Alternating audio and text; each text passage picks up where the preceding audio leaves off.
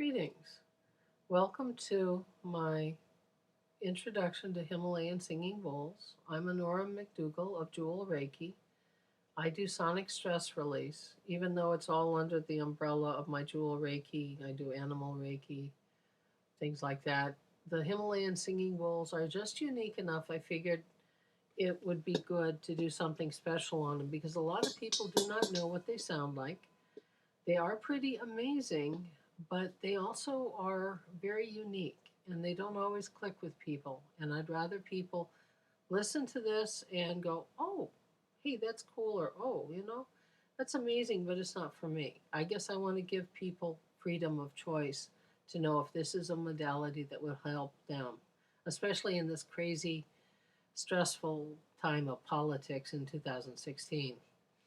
Well, basically, Himalayan singing bowls are metal singing bowls. I use a few crystal bowls, but they're so fragile.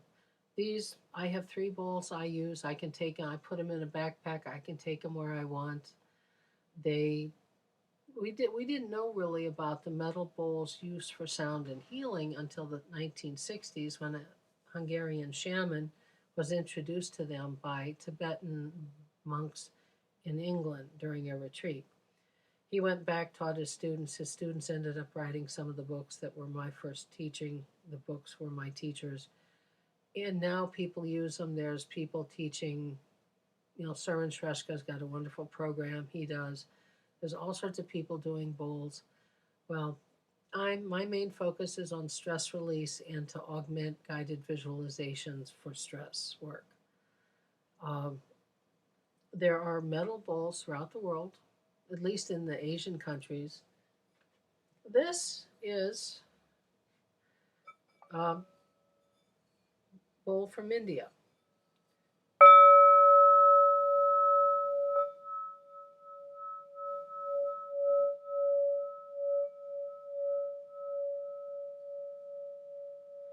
I believe that it's mainly cast iron.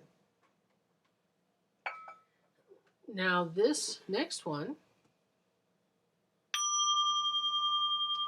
I call it a Japanese bell bowl because to me that's more accurate, but I got it from Tibetan Spirit. They are a reliable source of fair trade, traditionally made Tibetan Buddhist materials. They call this a Japanese gong. Now, these are harder to sing, but they can.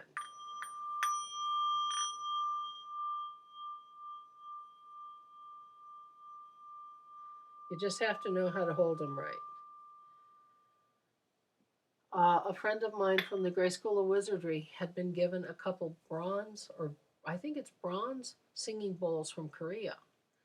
I've never seen them, I've never heard them, but she was excited to learn how to use them. And I thought it was cool to discover because, I mean, you can get a lot of chakra bowls now from India. There's a lot of Chinese knockoffs being made.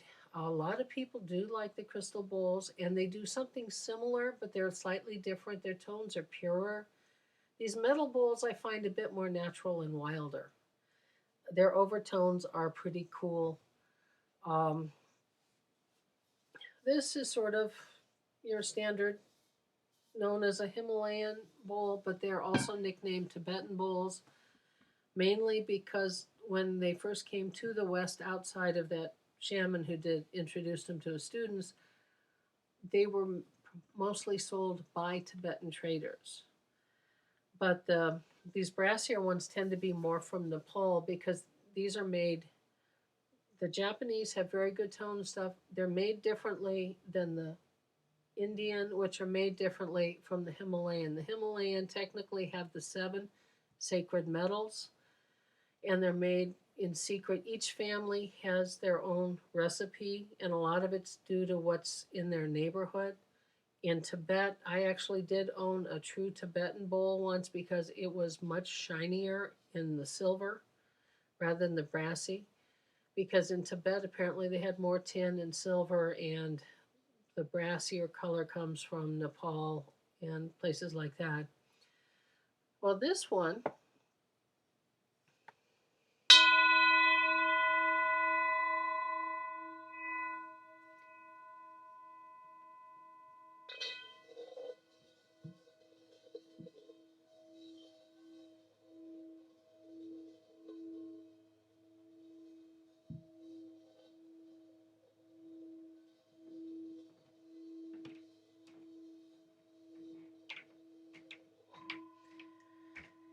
However, this one also, and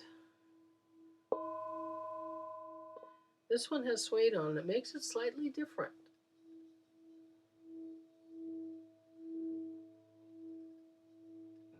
You get different overtones with this one than you do with the other one. And using the suede makes it easier because this is a 10-inch high side.